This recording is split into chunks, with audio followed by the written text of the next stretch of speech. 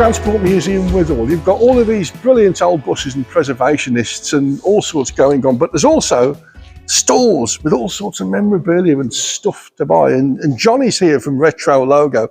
Look at some of this stuff here. There's some real memories flowing here. Tell us a bit about how you got into this, John. I'm a designer by trade.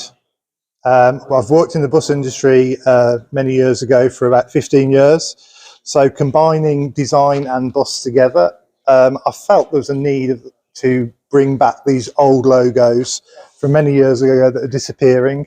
And I started just doing them on magnets and stickers, and it grew. It started on an eBay site, then I had my own website as well. There's a lot of requests. So we've got anything from magnets, bus badges, Christmas baubles, and we're now starting to do the old PSV badges as well that drivers used to have. So you can now pre-order those. So if you're new as a driver and you don't get those, and you're into your transport, you can order one of those too. Well, we've got some quirky stuff as well. The used ticket box is a little kitchen waste bin. There's the old pencil tins as well. These are all hand drawn and pressed by myself in a very small back bedroom. But it's a hobby and interest to do, and I get a lot of fun and enjoyment and pleasure doing it. But you must get a lot of people walk up to here and just go, as I did, wow, look at that. Where'd you start? Yeah. Yeah, there's loads of stuff, and certainly the magnets and the bag tags. I've tried to pick out every operator that was in the West Midlands, because you'll probably know, Phil, there was 40 at one time in the 90s. Yes, a long time ago. But now we're down to about a handful, really, aren't we? We are, yeah. And it's just the memories that this kind of thing evokes. I mean, there's so many different liveries and names and logos that you've got sort of stored in the back of your head, and then they lie dormant for a bit, and then you turn up here, and here they are, you know. And I don't know about you, but it kind of brings, you see an old logo and it brings back memories of what you were doing at the time as well. Absolutely. And that's what it's all about, really. Brilliant stuff. A bit of fun, a pastime that I really do enjoy, and it brings pleasure to people that see it, really. Own a bit of history. It is, it is. And these iconic logos really are just disappearing, which is such a shame. Well, this whole place is full of memories, and it's incredible, really, because it caters for a lot of all different age groups, doesn't it? Because you've got the old sort of Midland Red logo, which goes back a long time now, and then you get the more modern ones, absolutely, like the old West Midlands travel logos, which aren't that long ago when you think about it. No, not at all. Really, absolutely. The old time saver liveries, they were really smart in the time. Yeah, it's funny how things have changed. You've gone from an express coach service to the airport to a normal service bus now. Yes, yeah. And you're helping to keep those memories alive, John. Absolutely. I try my best. And again, like I said, we've had requests. This was from someone that was restoring a metro bus, and they wanted a relatively authentic manufacturer's plate. And they got a picture of it, and I was able to match it as best I can. Yes. Had to draw the Metro Camel logo. That, believe it or not, isn't a typeface, so that was painstakingly drawn. And again, all these are just for people that are restoring buses that want the authentic, real thing, really. So you worked in the industry then? Yes, yeah. What were you doing there? I started in Centro in 1995 when I was about 18. Started in the travel shop on the old New Street station. Moved up to head office to do roadside publicity, the old information in the bus stops. Really enjoyed that. Then I looked after a few of the bus stations, helped brand those into what was Network West Midlands. Yeah. Then I moved off to Diamond Bus as their marketing manager. Then off to Ring and Ride, which was IGO. Yes, the IGO brand I created. Yeah. That was actually a competition, believe it or not. Really? It was a competition because they were running a competition to rebrand the Wumsnut brand on the side of the tendered services they were running. Yeah. And it needed to be a bit more modern, I thought. Yeah. Something that trips off the tongue a bit. Trips off the tongue a bit, yeah. And Wumsnut, I think a lot of people stood back from the bus thinking they couldn't get on it. It was a private service for special needs people. But yeah, IGO was born. Yeah. And then I've moved to rail now. So I'm in the rail industry. So I've done bus and rail really, and love it at West Midlands Trains. But you're a true transport person, doing transport things in a different type of way, which is just fascinating to see. Oh, that's good to know. Yeah, and bringing memories like that for people is just tremendous. And own a little bit of transport history and take it home with you as well. Absolutely, yeah. And new in for Christmas are the biscuit tins we've got. So in the old style of the old bus stop plates, biscuits inside. You get the numbers as well to go on it, so you can actually personalise it. Yeah, something just a bit different, really, for the person that's hard to buy. And where possible, stuff that I do make is manufactured here in the UK. Yeah. All the metal for the badges and the tags come from a really good family supplier in Yorkshire. Brilliant. They cut it for me, and again, I just design it and press them. So everything's hand drawn from scratch. That's brilliant. John, thank you for keeping the memories going. No problem, Phil. And you can come along and pick up your memorabilia and take it home. And you've also got a website, haven't you? Website, retrologo.co.uk. Yeah. Most of the stuff that we've got here today is going to be on by the end of the week. So you can buy online as well. Brilliant. John, thanks for your time. Phil, no problem. Good to see you again.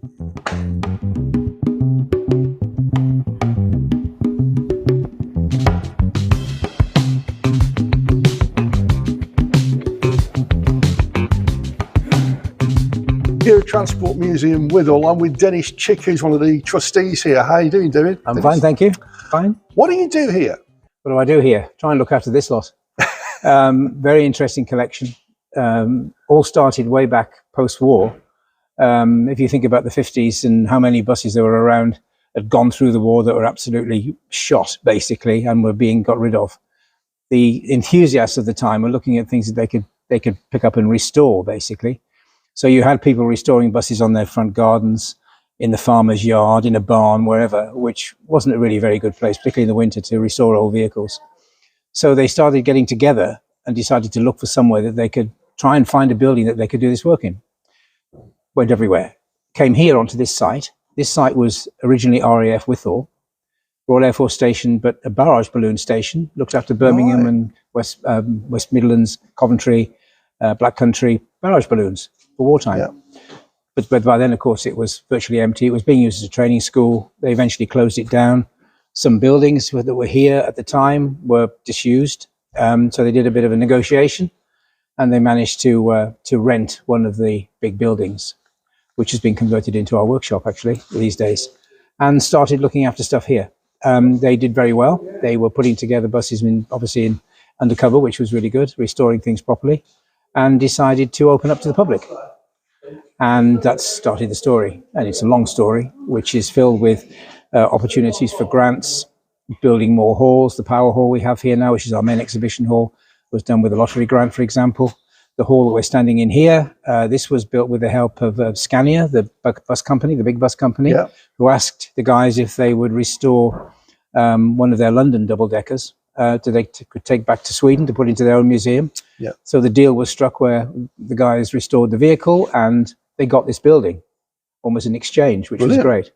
And it's gone on from there. And it's built itself now into one of the foremost museums in the country for transport. We have here all the big makes. We have, if you like, Birmingham City Transport is here, the history of that.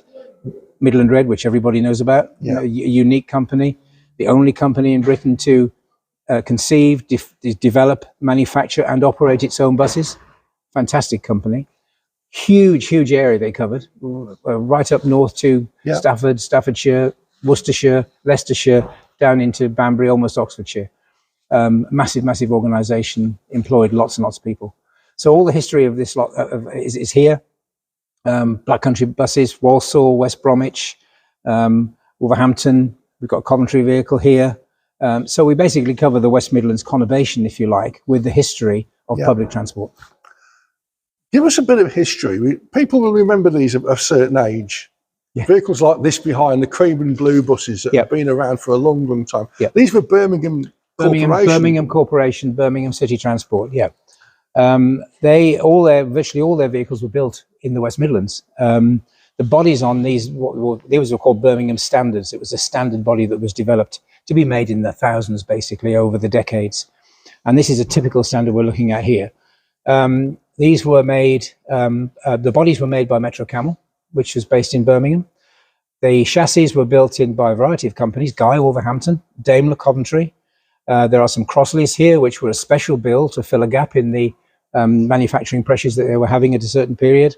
They were built in Manchester, but these were built in their thousands and got some unique features on them.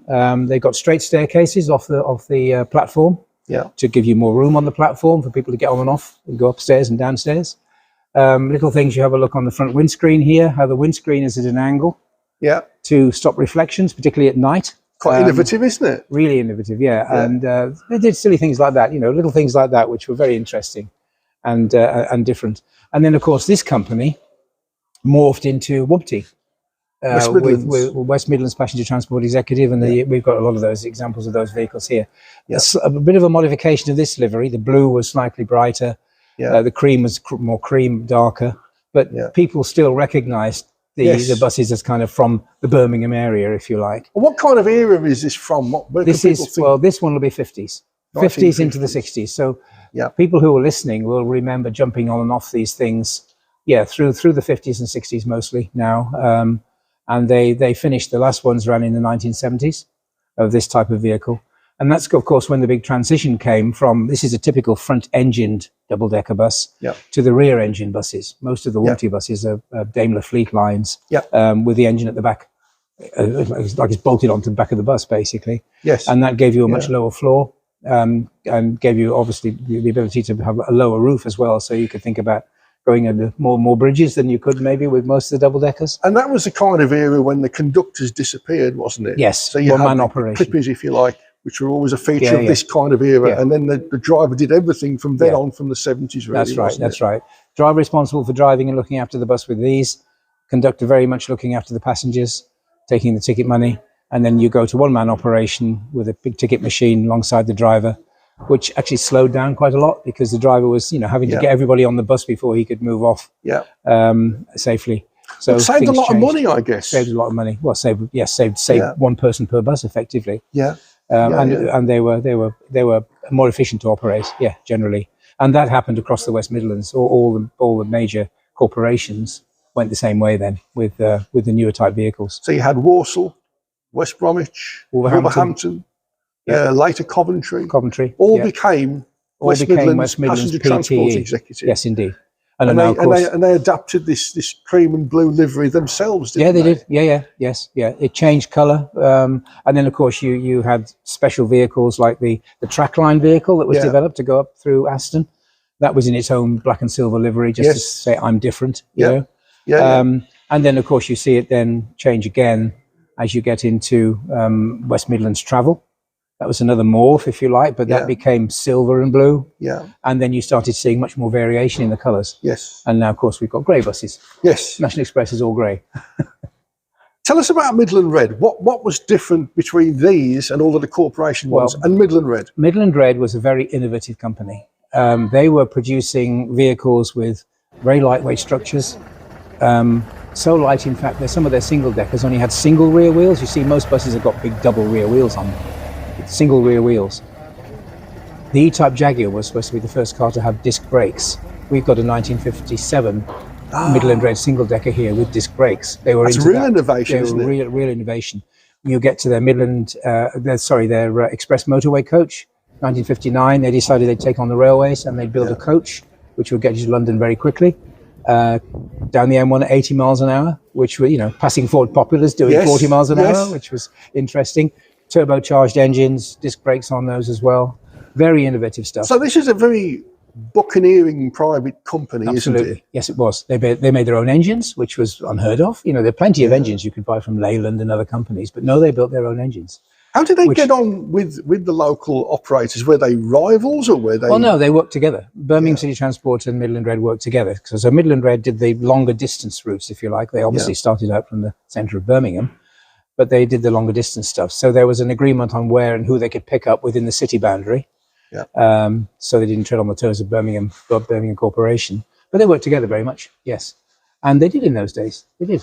No, it was a massive company. Midland Red was a massive company. And that obviously just disappeared when nationalisation came and everybody was split up again, But Midland Red, we've got a lot of Midland Red vehicles in here. You can see the whole development of the design and the construction of Midland Red up to the D9, which was their last homemade double-decker, which was amazing. Yes. That and the London Transport Route Master were the two busted double-deckers of the day, if you like. Yeah. Trying to do different things with technology, but ending up with the same lightweight construction, really efficient vehicles. We've got a London Route Master here, haven't we? Yeah, we have. Now that was 1950s design, as the D9. The D9 was coming through in the 1950s as well, and they've both got their own ideas as to how to tackle double-decker transport. Yeah. But this is a really innovative vehicle. What was your favourite out of the two, a D9 or a Route Master? I was born in South Wales, so I haven't got a Midlands kind of, I don't love everything in the Midlands, but I have to say, this is the pinnacle. The Route Master was the pinnacle of engineering and design for double-decker buses. They went on into the early 2000s being used, which is amazing. They were first one came out in 1954, and they were still being used in 2000s. An amazing vehicle. But D9 has got its own good stuff. It's got its own good things about it. How many buses have you got at Wythall here? We've got about 90 in total. A lot of them are on the button, as we say, which can be started and used. What we tend to do every year is to change the mix of the vehicles that people come to ride on, and those that they see static on display inside here. So the displays in the main power hall, for example, we display the history of Birmingham City Transport in buses, so you can see how they changed over the years. The first one is 1912, and the first one is electric, which nobody can believe. It's a petrol electric, so you have an engine, a dynamo, and then electric motors in 1912. And when the children who come on the school visit see that, a lot of them are aware of electric cars. Dad's got an electric car, it's all newfangled technology. No, it isn't, 1912. And then we go right the way through the history, then through Birmingham, Midland Red history. We show the history right the way through, and then we end up with what we've got alongside us here. Well, which is this autonomous vehicle. This is a bus that was built, it is a bus. It was built for demonstration purposes by a company called Origo in Coventry. And Solihull Council actually part-funded this one. And this was used at the NEC for experimental purposes, seeing how it worked. And when it came to the end of its development use, because the technology is changing all the time, the latest version of this is different now. The sensors have changed, everything's changed on them. It was offered to us. Would you like this? Yes, we said we would very much like it. So it now completes the story for the kiddies coming on the school visits. They go from 1912 electric to 2025 and beyond with electric and autonomy. Yes. Because this thing will drive itself. This one's had its great big battery removed from it for insurance purposes. Our insurance company didn't like the idea of a big battery sitting in this hall. But it does tell its own story. It's got its own little presentations inside. So this is a good span of story, and it brings the story right up to date, basically. It's a fascinating story, and we'll talk some more about the brilliant Midland Red in our next video. Thank you, Denis. Pleasure. Here's another gem at Transport Museum Wythall. It's a Midland Red D9, but you'll notice this, London Transport, and it did actually work in London for a while. They operated in the West Midlands for their working lives, and then some of them got sold to London, where this guy bought a load of them, chopped the roof off them, and put them on the Round London Sightseeing tour. So this is actually one of those vehicles that has been driving around the Houses of Parliament and all sorts of places in London. That was after its active service life in the West Midlands, and it's preserved here at Transport Museum Wythall. And they call it the Rainmaker because whenever they get it out to do trips around the area, it starts to rain.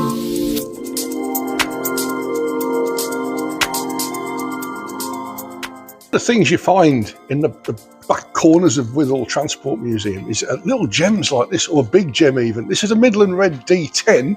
Only 2 of them were ever built. They look a bit like an old D9, but with a front entrance, and it was revolutionary at the time in the 1960s. And they managed to preserve one. One got scrapped, this one got saved.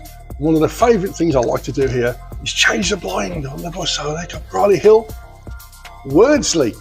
Got to have Wordsley on, haven't you? Via Brockmore. These are the kind of areas this bus would have served back in the day in the Black Country. It operated from Harts Hill Garage in Briley Hill for a while. It was also based in Stafford as well, so you may have seen this around Stafford if you were around in the 1960s. But a great piece of history, a bit of technological advance. Midland Red had built this as a front entrance vehicle, and I'm so pleased one of them's been preserved.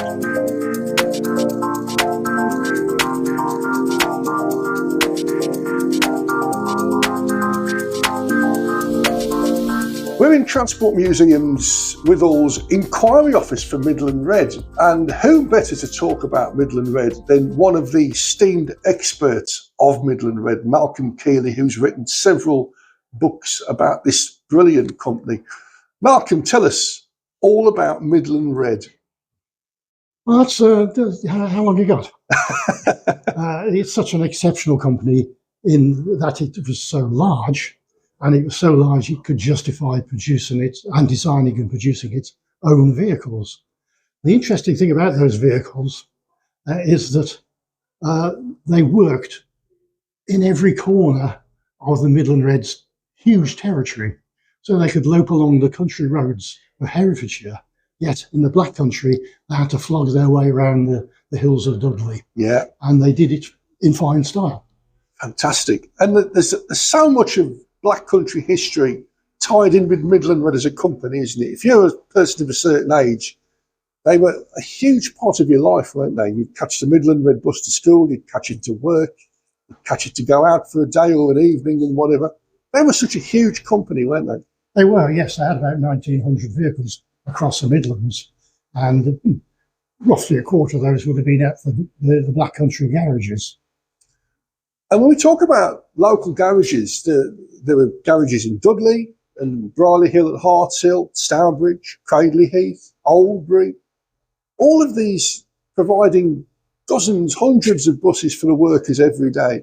When would you say the heyday of Midland Red was? About 1950, I would say, because it was very difficult to get private cars.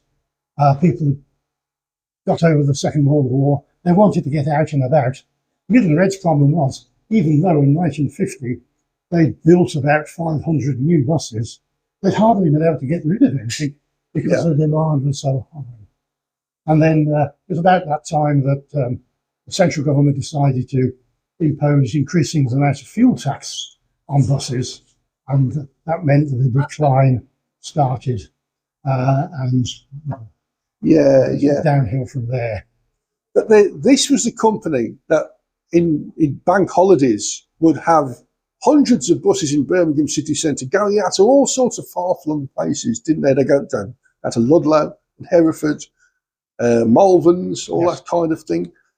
And it must have been a fascinating time to see all of these buses lined up, carrying hundreds of people to and from different places. Well, that's right. I mean, there were several great destinations, like the Malverns, Evesham, Stratford, Sutton Park, places like that. Those garages out there, of course, they provided as many vehicles as they could. But those bank holidays were a great escape for crews from the Black Country that normally wouldn't get around very much. And suddenly they called in, send themselves off to central Birmingham. The inspector would say, go to Stratford, go to Evesham, and providing they knew the way, of course, that would be a lovely escape for them as well as the passengers they got on board. And we're in this mock-up of what would have been a booking office back in a certain era. And of course, Midland Red not only did all the local buses, they did coach tours, holidays, and you could see a Midland Red vehicle literally anywhere, couldn't you? You could, anywhere in the UK. So we're looking at some of these here, for example. So you've got coach tours to country and seaside, stately homes, race meetings. That's right. I think, first of all, it's worth mentioning that Midland Red was a company that did all sorts of things. And it's my job as volunteer collections manager here at the museum to bring over these other aspects of Midland Red and other bus companies. So whilst we're admiring the advertisements, we should actually remember that Midland Red actually designed and produced these advertisements. Yes. And they put them up inside the buses and at bus stations. And they had their own orchestra at one time. They did indeed have their own orchestra. Yes. So what was the story behind that? They would go out and play in town halls, or what was the story behind having an orchestra? Well, in those days, there wasn't any television. So people in the evenings were wondering what to do. There was a tremendous social side on the buses, not just Midland Red, Birmingham City Transport and the others. They were the same. The management were quite happy to encourage a good social side on the buses. So there would be inter-depot matches, football, cricket, darts and things like that. Midland Red actually had a flower show. Wow. Yeah, they had a flower show as well. All the depots would send flowers to this exhibition. One garage always only sent a token one. It was Evesham. Right. Literally, flowers grew right up to the depot entrance. So they had an advantage over all the others. So very gracefully didn't compete with the other garages. But yes, there was a lot of social side going on. What happened to Midland Red? People of a certain age will remember Midland Red as a huge part of their lives. When they go out onto the streets today, they'll see National Express, West Midlands and Diamond and whatever. What happened to Midland Red as a company? Well, yes, you think of old organisations like Great Western Railway, the old Great Western Railway, that is, things like that. To actually wipe out something that good, it takes more than just transport people. You have to get politicians involved. And so it was a political motivated reorganisation of the bus industry in the 1960s that set it on the path to disappear. The Labour government in the 60s formed the passenger transport executives. So all the municipal buses that we cover here at the museum, they all were taken over by the passenger transport executive, which was required to come to an agreement with Midland Red so that they had total control of all buses in the West Midlands. The vehicle I chose for that was actually to take the Midland Reds over in the West Midlands area. And so Midland Red became the Polo Mint Company. Yeah. Big hole in the middle. That's right. Yeah. Of course, that was good bus country as well, the Black Country. They were busy stuff. And they were left with too much rural area. So financially, they started going down the hill faster and faster. And eventually, the solution was to break the Polo Mint up into 4 pieces. And we ended up with 4 smaller companies. Yeah. And then under the Conservative government's privatisation programme, these bits were sold off. And there are the Riva buses and the Stagecoach and the First buses that you see in the Midlands today. So basically, the big hole in the middle, Birmingham and the Black Country, became cream and blue operated vehicles, West Midlands passenger transport. And all these bits around the Shire counties then became sold off to what we see today as a Riva and Stagecoach and whatever. So the history still, I guess, lies there somewhere, doesn't it? Oh, it does, yes. That's right, yes. Yes, I think if you look at some of the successor companies, if you look at the legal ownership, it's still there. Yeah, Midland Red in the title. You've written so many books about Midland Red over the years. What's one thing that just stands out for you about the company? Oh gosh, what a question. You can give advance notice of that one. Yes, I think when I grew up, you could see the development from the oldest ones to the new ones. You know, you have to glance at them, like Midland Red. If they sold it off and it was painted green, you'd know it was a Midland Red. They were so distinctive. Yep. When you look at the industry today, do you think it's progressed? Has it moved on to better things, or is it just different now to what it was in Midland Red? It's a different world completely. I mean, to be fair to the present day operators, how the drivers tolerate the traffic, I've no idea. People complain about the buses being late, but you've only got to stand at the side of the road for about 5 minutes, and your answer's there. You know, how they do it, I don't know. So it's a different world. It's unfair to compare. But the memory is still alive here in Wythall. There's Midland Red buses to see. There's all this kind of things to come and enjoy. Thank you for your time, Malcolm. Okay, thank you. Thanks for the chat.